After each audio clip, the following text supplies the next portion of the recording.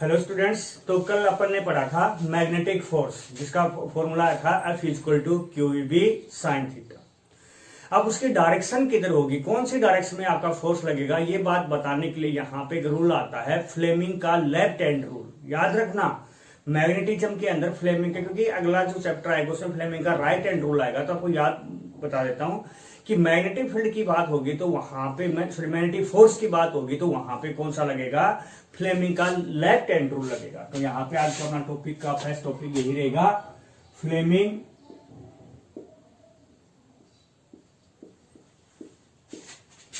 Left hand rule, Fleming के बाएं हाथ का नियम। अब देखिए क्या कह रहा है यहाँ पे। सबसे पहले तो अपन पढ़ते क्यों ये बात लिख देंगे, क्योंकि ये क्या बताता है कि मैग्नेटिक फोर्स की डायरेक्शन बताता है मैग्नेटिक फील्ड के अंदर किसी मूविंग चार्ज के ऊपर। तो आप यहाँ पे क्या बताओगे, this rule tales about the direction of magnetic force on a moving charge in a magnetic field. मतलब किसी चुंबकीय क्षेत्र में गतिमान आवेश पर लगने वाले चुंबकीय बल की दिशा बताता है। कैसे बताता है ये बात देखिए। कह रहा है कि सबसे पहले हमारा जो लेफ्ट हैंड है उसका थंब, फर्स्ट फिंगर और सेंट्रल फिंगर तीनों एक दूसरे के आपस में क्या होने चाहिए, परपेंडिकुलर, म्यूचुअली क्या होनी चाहिए, परपेंडिकुलर होने चाहिए। ठीक है कि नहीं है। और तब आपका यहाँ पे फर्स्ट फिंगर किसकी डायरेक्शन को रिप्रेजेंट करे, मैग्नेटिक फील्ड को। जो सेंट्रल फिंगर है जिसको अपन मध्यमा बोलते हैं, ये किसको रिप्रेजेंट करे, यहाँ पे motion of A positive charge particle, motion of A positive charge particle, याद रखना। तब आपका जो थंब है वो किसको रिप्रेजेंट करेगा, direction of a magnetic force को रिप्रेजेंट करेगा। तो यहाँ पे मैं आपको डायग्राम के द्वारा समझाता हूं। जैसे मान लीजिए आपके पास तीनों एक दूसरे के परपेंडिकुलर हो गए हैं। ये आपके पास क्या है, थंब है, और ये क्या आपके यहाँ पे फर्स्ट फिंगर है। ये कौन सी फिंगर है, यहाँ पे सेंट्रल फिंगर। ठीक है कि नहीं है। तब कह रहा है कि अगर यहाँ पे फर्स्ट फिंगर किसको रिप्रेजेंट करे, बी, बी का मतलब मैग्नेटिक फील्ड, और यहाँ पे सेंट्रल फिंगर किसको रिप्रेजेंट करे, वी, वी का मतलब motion of A positive charge particle. तब आपका जो थंब है किसको रिप्रेजेंट करेगा, मैग्नेटिक फोर्स का।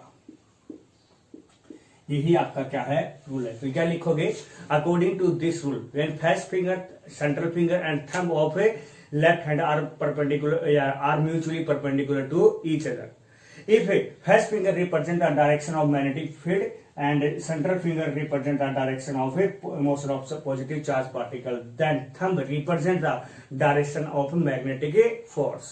मतलब दाएं हाथ का जब प्रथम उंगली, मध्यमा और अंगूठा एक दूसरे के क्या हो, लंबवत हो। जब आपकी प्रथम उंगली किसको रिप्रेजेंट करे, चुंबकीय क्षेत्र की दिशा को, और मध्यमा जो धनावेश है उसकी दिशा की गति को, और तब आपका अंगूठा चुंबकीय बल की दिशा को प्रदर्शित करेगा।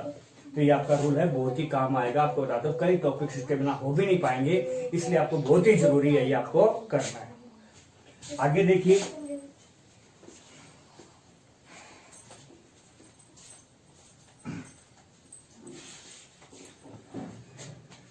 Lorentz force.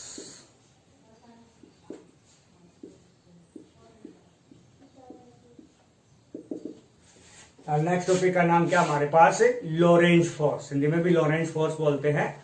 तो यहां पे लोरेंज फोर्स देखिए, यहां पे क्या रहा है, कह रहा कि कोई चार्ज पार्टिकल है, कोई चार्ज पार्टिकल है, उसके ऊपर कितने टाइप का फोर्स लगता है, मैग्नेटिक फोर्स अपने सेपरेट पढ़ा, और एक इलेक्ट्रिक फोर्स भी तो लगता है ना। कोई चार्ज पार्टिकल किसी मैग्नेटिक फील्ड, इलेक्ट्रिक फील्ड में मूव करेगा तो इलेक्ट्रिक फोर्स भी लगेगा।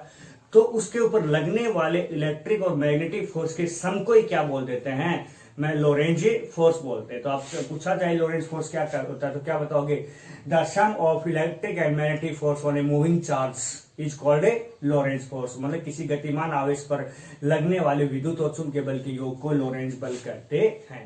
तो यहाँ पे लोरेंज फोर्स किसके बराबर हो गया है, मतलब इलेक्ट्रिक फोर्स प्लस में मैग्नेटिक फोर्स। तो लोरेंट्ज फोर्स एफ है लिख देता हूं। इलेक्ट्रिक फोर्स का फॉर्मूला आपको पता है क्या आया था, क्यू ई वेक्टर फॉर्म में करोगे तो, और प्लस में इसका क्या आया था, क्यू वी क्रॉस बी, ये आपके पास है आया था। तो यहां से क्यू को क्या कर दोगे, कॉमन निकाल लोगे तो क्या आ जाएगा, ई प्लस में वी क्रॉस बी, ये आपके पास मैग्नेटिक लोरेंज या सिंपल लोरेंज फोर्स आपके पास है आ गया है। ठीक है कि नहीं है? तो आप इस प्रकार से ये करोगे, छोटा सा पॉइंट था। आगे देखिए, नेक्स्ट टॉपिक है, बहुत ही इंपॉर्टेंट है। यू मानते चले कि लगभग 90% आपके एग्जाम में आने के चांसेस पूरे होते हैं, क्योंकि दो टॉपिक हैं, एक तो ये वाला, एक और आएगा, कि दोनों में से एक लगभग आ जाता है या और में भी आ जाता है, तो इसके चांसेस बहुत हैं, ज्यादा है आने के। तो बहुत ही अच्छे से आपको देखना है। यहाँ पे लो है ये, तो यहाँ पे टॉपिक का नाम क्या होगा, बायो-सावर्ट्स लॉ, बायो-सावर्ट का नियम।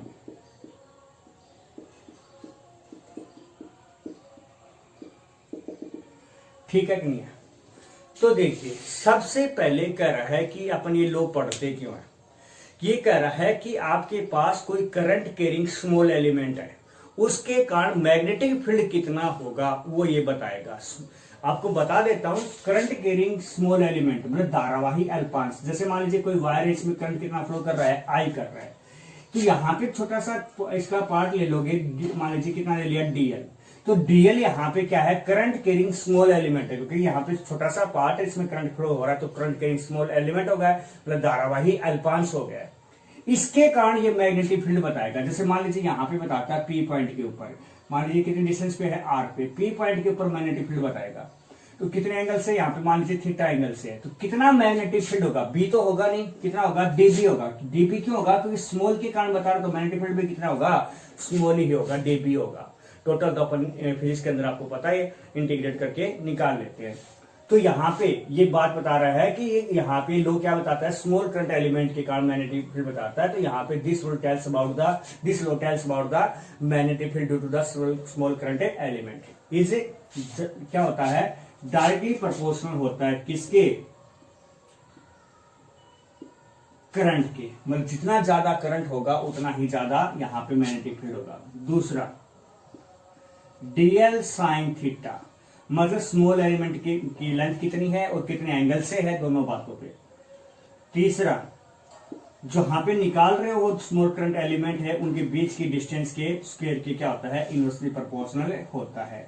तो ये आपके पास तीन इक्वेशन हो गई हैं, तीनों को अपन क्या करेंगे, कंबाइंड करेंगे, तो क्या आ जाएगा, by equation first, second and third, क्या आ जाएगा आपके पास, dB directly proportional ideal sign theta upon में आर स्क्वायर। आपको पता है किसी भी प्रोपोर्शनलिटी को हटाते हो तो क्या लगता है, कांस्टेंट लगता है। तो यहाँ पे क्या आ जाएगा, dB इक्वल टू कांस्टेंट किया गया, के आइडियल साइन थीटा अपॉन में आर स्क्वायर। के क्या यहाँ पे कांस्टेंट है, magnetic constant,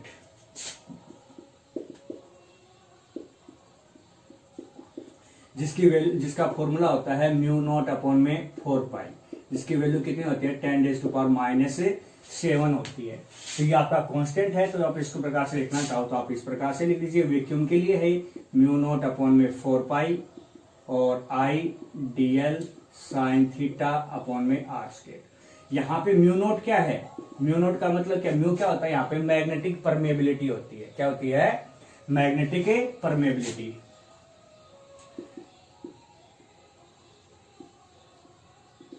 magnetic permeability note लगा है तो क्या आ जाएगा, फॉर वैक्यूम आ जाएगा, मतलब निर्वात के लिए चुंबकशीलता, निर्वात के लिए चुंबकशीलता,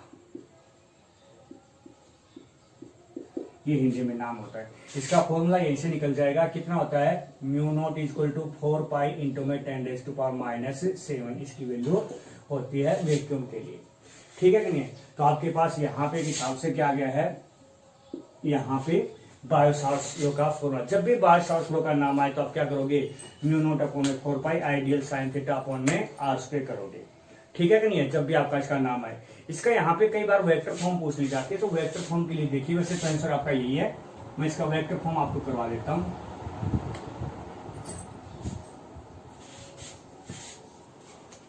वेक्टर फॉर्म, वेक्टर फॉर्म का मतलब क्या होता है, सिंपल डायरेक्शन लगाना होता है, तो क्या लगा दीजिए यहाँ पे डीबी, डीबी का मतलब वेक्टर लगा दिया आपने, तो क्या आ जाएगा म्यू नॉट अपॉन में 4 पाई और आई डी एल साइन थीटा और अपॉन में आर स्क्वायर। तो इधर डायरेक्शन लगाओ तो आपको पता यूनिट वेक्टर से लगाते हो, तो क्या गया आर कैप।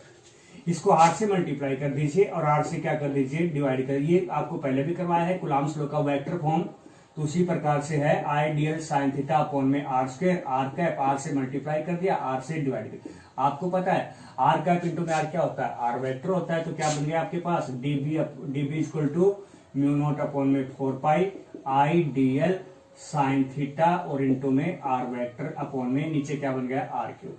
तो यहाँ पे क्या आ जाएगा dB equal to mu not upon में 4 pi I D L, sine को हटाओगे तो क्या लग जाएगा क्रॉस लग जाएगा अपॉन में आर क्यूब। ये आपका क्या गया है वेक्टर फॉर्म आ गया।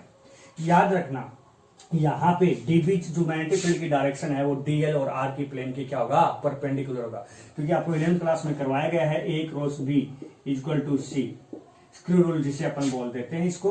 तो यहाँ पे जो ए क्रॉस बी क्या होता है सी, यार और भी सिंपल देखो तो आई क्रॉस जे इक्वल टू क्या होता है के होता है, मतलब आई और जे इक्वल टू के होता है क्रॉस प्रोडक्ट, तो मतलब ये तीनों एक दूसरे आई जे क्या है यूनिट वेक्टर हैं, ये तीनों एक दूसरे क्या होते हैं परपेंडिकुलर, तो के यहाँ पे क्या है तीनों के दोनों के परपेंडिकुलर, जैसे आई एक्स एक्सिस के लिए, वाई इसके लिए, जेड के इसके लिए, तो एक्स और वाई को जे इसके, तो ये भी इसी प्रकार से ए ये हो गया, बी ये हो गया, तो सी हो गया, तो इसके दोनों के क्या होगा परपेंडिकुलर होगा। ये बात आपको यहाँ पे ध्यान रखिए, क्योंकि नेक्स्ट टॉपिक में कंसेप्ट यहाँ पे लागू होगा।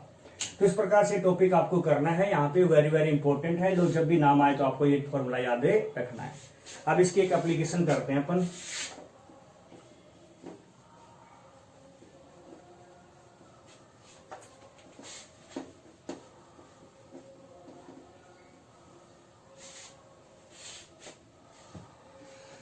अब देखिए अपन यहां पे निकालेंगे, एप्लीकेशन है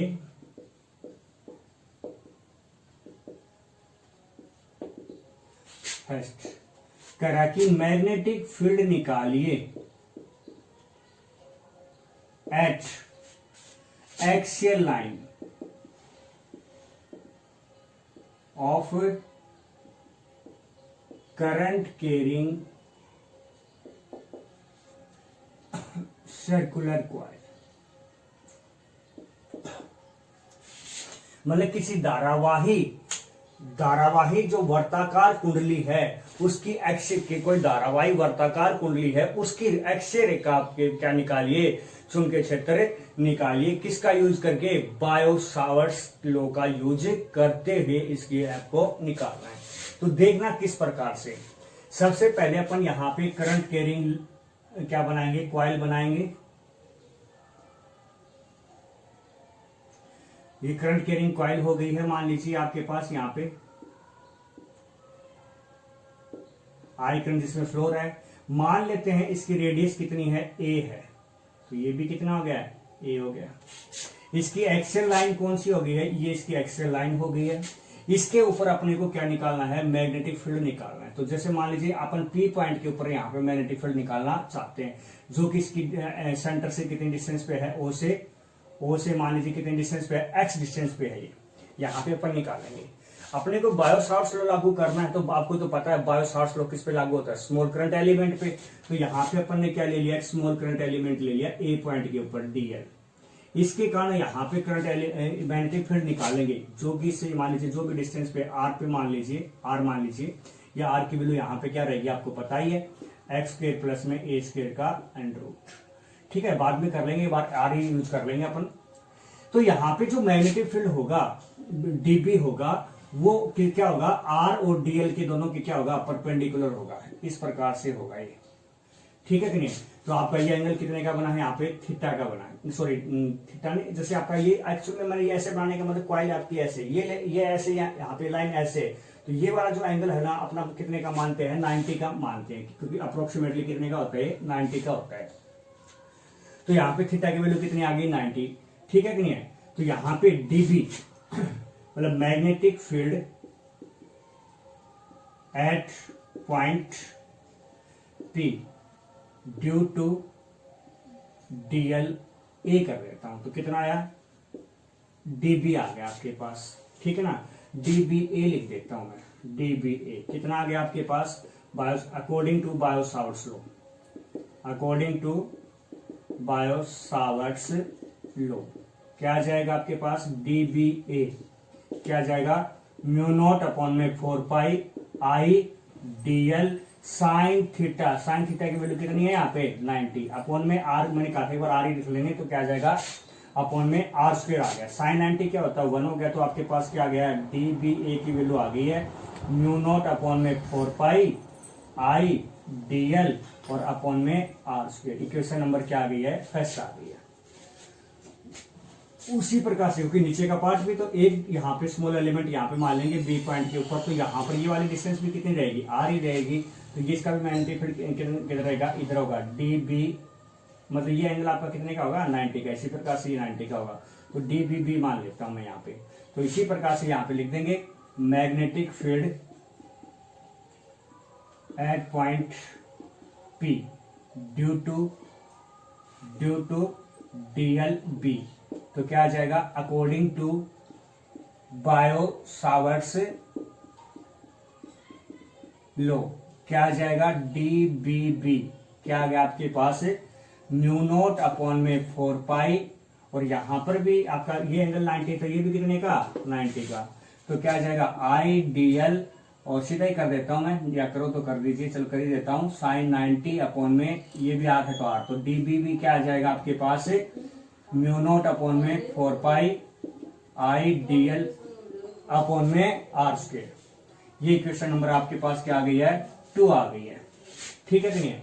एक बात यहाँ पे मान लेते हैं, मान लीजिए एंगल अल्फा है, ये भी अल्फा है, और यहाँ पे आपको पता है ये एंगल अल्फा है, तो ये दोनों भी कितने के हो गए हैं, अल्फा के हो गए हैं। और आपको पता है कोई वेक्टर डीबी यहाँ पे वेक्टर क्वांटिटी, और वेक्टर क्वांटिटी किसी लाइन के साथ एंगल बनाता है तो कितने कंपोनेंट्स में, 2 में, साइन और कोस में। तो यहाँ पे अपने देखा कि 2 मैग्नेटिक फील्ड है, दोनों दो कंपोनेंट में डिवाइड हो जाएंगे। तो यहाँ पे डी बी ए की बात करेंगे तो जिस लाइन के साथ एंगल बनता है उधर तो क्या आ जाएगा D B A cos alpha, और इधर क्या आ जाएगा D B A sine alpha. इसी प्रकार से इधर क्या आ जाएगा D B B cos alpha, और इधर क्या आ जाएगा D B B sine alpha. इस प्रकार से आ गया, ठीक है कि नहीं है। तो अपन यहां पे अब लिखेंगे by equation first and second, क्या आ जाएगा डी बी ए का मैग्नीट्यूड और डी बी बी दोनों का मैग्नीट्यूड आपके पास क्या आ रहा है, इक्वल आ रहा है, देख लीजिए चाहे। तो यहां पे अपन एक बात लिखेंगे, कई बार आपको लिखवाया भी है कि अकॉर्डिंग टू इक्वेशन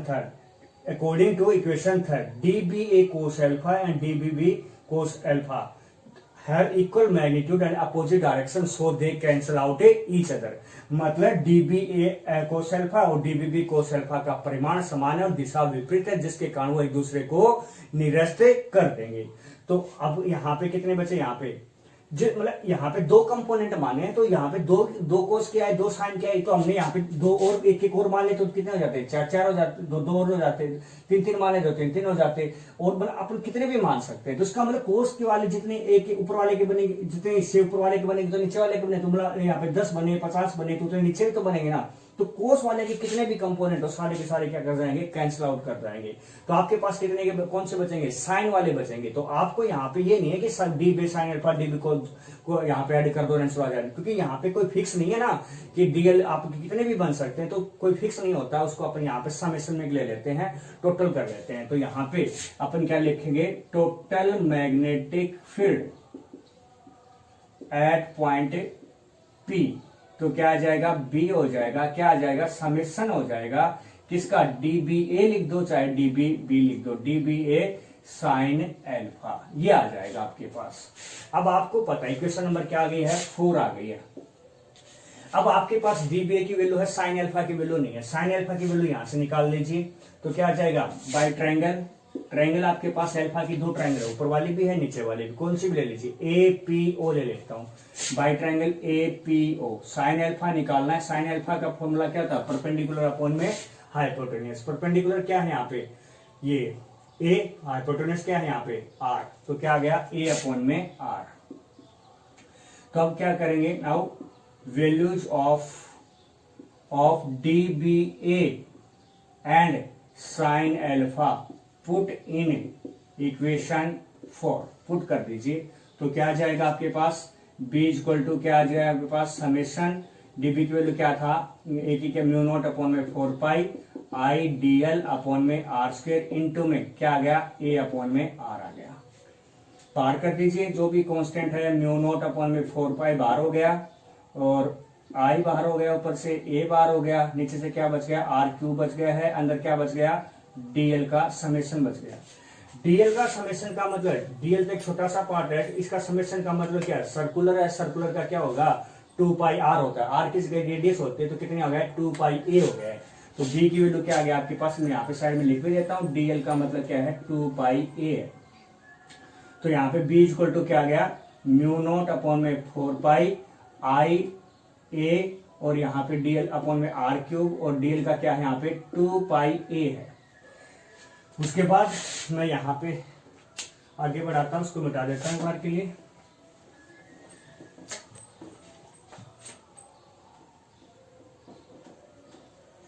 तो देखिए यहाँ पे अपने पास R की वैल्यू कितनी थी वो पुट कर दीजिए। तो आपके पास क्या आ गया, B इक्वल टू म्यू, यहां से देखिए 2 पाई से 2 पाई कैंसिल आउट भी हो गया, कितना बच गया है 2 बच गया है।